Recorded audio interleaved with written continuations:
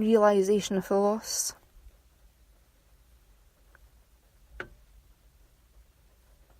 Part of the fear. It's confronting those situations that you're not sure about, that scare you.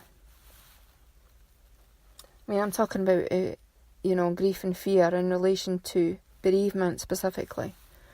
But bereavement can be a change of life, a change of direction, a change of career, the idea of something in your head that's changing, a different way of thinking, a different way of believing. So it's possible to feel absolutely all these emotions in different situations. But I do sincerely think that there needs to be a stage added that's like, this is rubbish, I don't like this is uncertain, I'm not too sure how this feels. A friend of mine last year said to me, Lisa, you need to go out to the water. And what she was talking about the, going out to, not swimming at the shore, in the shallows, but being in the middle of it, in the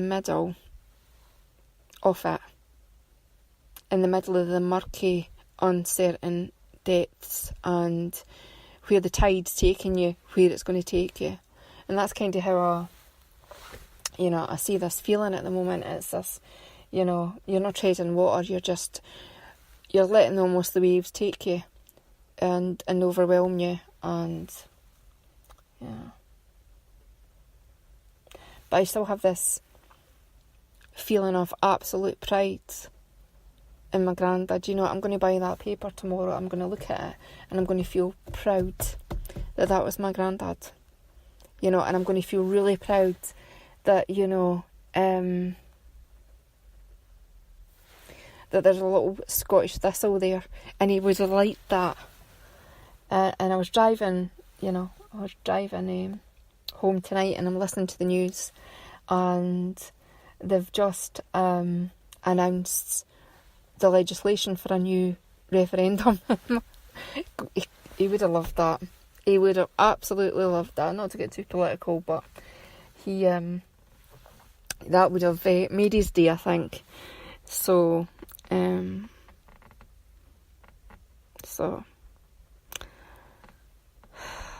I miss my granddad.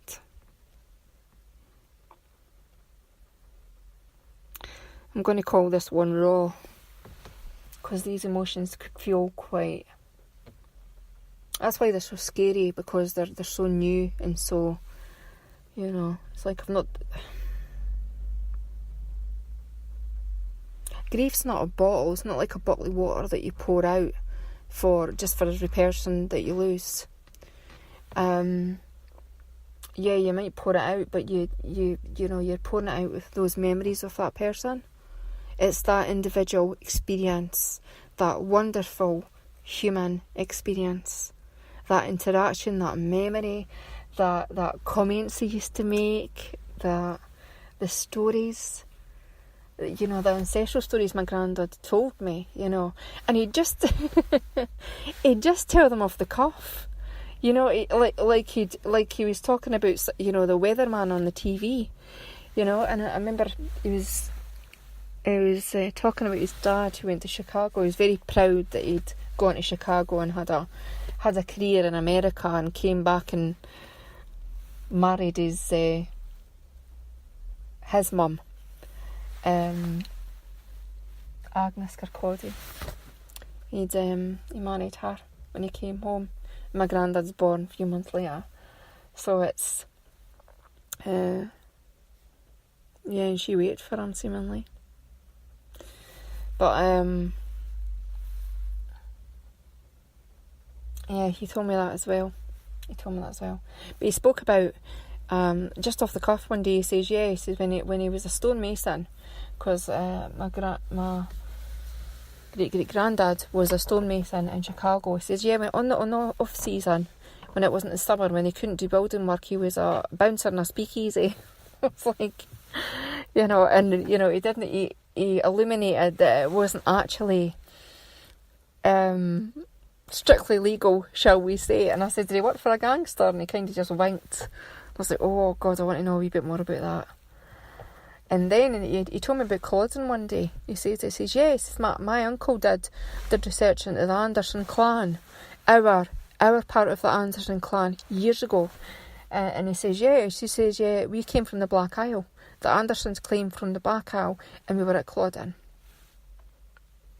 So it's, and these are like diamond gems. They're diamond gems, and every time I think of them, I smile.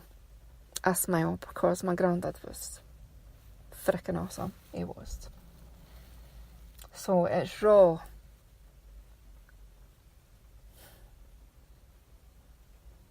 I spoke earlier on about where does the love go? And actually, just sitting here talking about it, I don't think the love goes anywhere. I think it stays. It stays with you. It stays with you. And you celebrate it the best way how. Okay. That's me for this week. Thanks for listening. This is Lisa with I Am Radio.